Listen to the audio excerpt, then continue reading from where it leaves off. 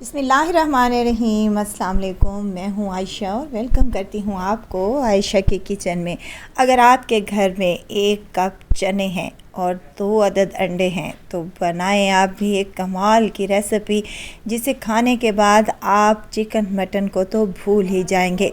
कमाल के बनते हैं, बहुत ही टेस्टी बनकर ये तैयार होते हैं और कोई कह भी नहीं सकता कि आपने सफ़ेद चनों और 2 अदद अंडों के साथ ये मज़ेदार सा लंच तैयार किया है। पूरी फैमिली के लिए आप बनाएं और इन्जॉय करें।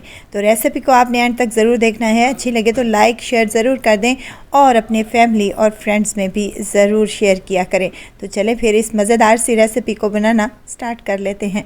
यहाँ पर मेरे पास हैं उबले हुए चने। 1 कप चने थे जिनको मैंने रात भर भिगो दिया था और सुबह मैंने इनको हल्का सा नमक डालने के बाद बॉईल कर लिया है। देखें चने जो हैं अच्छे उबले हुए होने चाहिए। चलें जी, इसमें डालेंगे हम 2 अदद अंडे। अंडे जो यहाँ पर मैं इस्तेमाल कर रही हूँ वो दरमियाने साइज़ के हैं, यानी कि साइज़ में छोटे हैं। अगर आपके पास अंडे बड़े हैं तो आप 1 अंडा भी यहाँ पर यूज़ कर सकते हैं। इसमें डालूँगी कुछ मिर्च मसाले। नमक हाफ़ टेबल स्पून मैंने शामिल किया है। सफ़ेद ज़ीरा है मेरे पास हाफ़ टी स्पून। गरम मसाला हाफ़ टी स्पून। लाल मिर्च का पाउडर भी हाफ़ टी स्पून शामिल कर रही हूँ। हल्दी है थोड़ी सी, ये भी इसी में शामिल कर लेंगे अच्छे कलर के लिए। और यहाँ धनिया पाउडर है मेरे पास हाफ़ टी स्पून। तमाम चीज़ों को हमने ग्राइंड कर लेना है। साथ के साथ यहाँ मसाला तैयार करेंगे हम। इसमें 1 अदद मीडियम साइज़ का प्याज, हरी मिर्चें हैं और अदरक लहसुन है मेरे पास। प्याज को हमने ग्राइंड कर लेना है। चलें जी, यहाँ पर मेरे पास चने भी ग्राइंड होकर आ चुके हैं। नमक मिर्च मसाला इसी पॉइंट पर आपने चेक कर लेना है। इसमें डालूँगी ढेर सारा हरा धनिया और आधा चम्मच इसमें कुटी हुई लाल मिर्च शामिल करूंगी। मिर्च मसाले आप अपने टेस्ट के मुताबिक कम या ज़्यादा कर सकते हैं। बाइंडिंग के लिए यहाँ पर मैं 2 चम्मच बेसन इस्तेमाल कर रही हूँ। अगर आपको लगे कि आपका जो बैटर है वो थोड़ा पतला है तो आप इसमें और भी बेसन शामिल कर सकते हैं, लेकिन अगर आप मेरी इस रेसिपी को फॉलो करेंगे तो 2 चम्मच बेसन इनफ रहेगा। अगर आप ज़्यादा बेसन डालेंगे तो फिर बेसन का ही जायका इसमें आएगा। इसको अच्छे से मिक्स कर लें, कोई गुठली वगैरह बाकी ना रहे। और अगर आपको लगे कि बैटर यहाँ पर पतला है तो आपने क्या करना है, आधे घंटे के लिए इसको फ्रिज में रख देना है।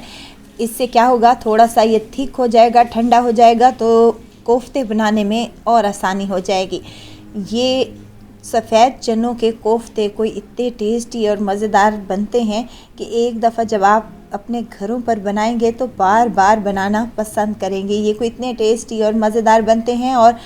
और मज़े की बात यह है कि आपको कोई भी एक्स्ट्रा सामान लेना की ज़रूरत नहीं पड़ेगी। घर में पड़े हुए सामान के साथ हम ये मज़ेदार से कोफ्ते बनाकर तैयार करेंगे। बैटर हमारा रेडी हो चुका है। इसको मैंने आधे घंटे के लिए फ्रिज में रख दिया था। अब इसके कोफ्ते बनाना स्टार्ट कर लेते हैं। हाथों पे लगाएंगे हल्का सा कुकिंग ऑयल और हमने मीडियम साइज़ के यहाँ पर कोफ्ते तैयार कर लेने हैं। साइज़ आप अपनी मर्ज़ी के मुताबिक भी बना सकते हैं, छोटे बड़े जैसे भी आपको चाहिए वैसे आपने तैयार कर लेने हैं। कोफ्ते हमारे यहाँ पर रेडी हो चुके हैं। अगर आप बैटर को फ्रिज में नहीं रखते तो आपने क्या करना है, कोफ्ते बनाकर फ्रिज में रख लेने हैं और उसके बाद हमने इनको फ्राई कर लेना है। हल्का सा कुकिंग ऑयल शामिल करूँगी कढ़ाई में घी गर्म हो जाए तो हमने तमाम कोफ्ते इसमें शामिल कर देने हैं। और ये याद रहे कि घी जो है वो आप लोगों का गर्म ही होना चाहिए।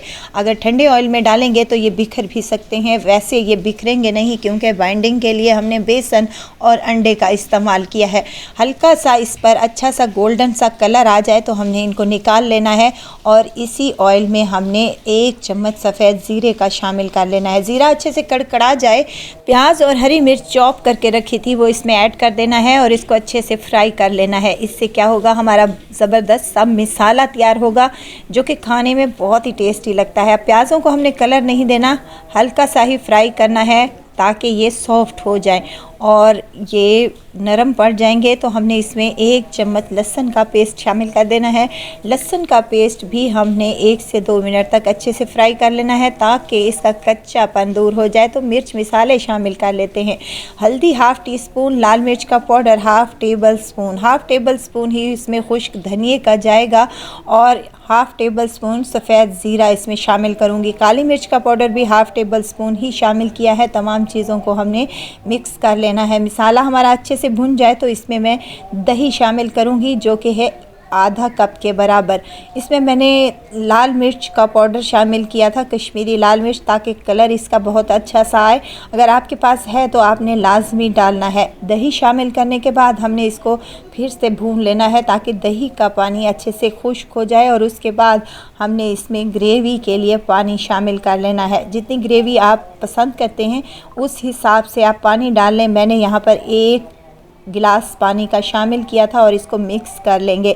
वीडियो तो स्टेज पर अगर आपको ज़रा सी भी अच्छी लग रही हो, वीडियो को लाइक कर दिया करें और आयशा की किचन को सब्सक्राइब भी कर लें। आप लोगों का बेहद शुक्रिया। हल्के से बबल्स आना शुरू हो जाएं तो हमने जो कोफ्ते अपने फ्राई करके रखे थे वो इसमें ऐड करते जाना है, और फ्लेम को हमने मीडियम ही रखना है।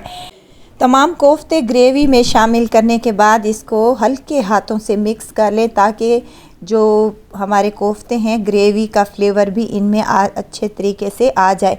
अब हमने मीडियम फ्लेम पर इनको 5 मिनट तक अच्छे से कुक कर लेना है ताकि ग्रेवी भी हमारी थिक हो जाए और जो कोफ्ते हैं वो भी अच्छे से पक जाएं। और जितनी ग्रेवी आपको चाहिए उस हिसाब से आपने रख लेनी है। यहाँ पर 2 चम्मच मैं शामिल करने लगी हूँ टेट्रा पैक क्रीम है मेरे पास। अगर आपके पास पैकेट वाली क्रीम नहीं है तो जो घर में पड़ी हुई क्रीम होती है या मलाई होती है, दूध से निकलती है, वो भी इसमें ऐड कर सकते हैं आप लोग। और ये ख्याल रखें कि जो मलाई आप इस्तेमाल कर रहे हों वो फ्रेश ही हो। अब इसको अच्छे से मिक्स कर लें हल्के हाथों से, और इसको मीडियम फ्लेम पर आपने 2 से 3 मिनट तक अच्छे से कुक कर लेने हैं। और उसके बाद हमने इसमें शामिल करना है गरम मसाला खुशबूदार सा, और ढेर सारा हरा धनिया शामिल करूंगी, और इसको कवर लगाकर दम वाली फ्लेम पर छोड़ दूंगी 5 मिनट के लिए। और 5 मिनट के बाद माशाल्लाह से ये देखें कितने ज़बरदस्त से हमारे कोफ्ते बनकर तैयार हुए हैं।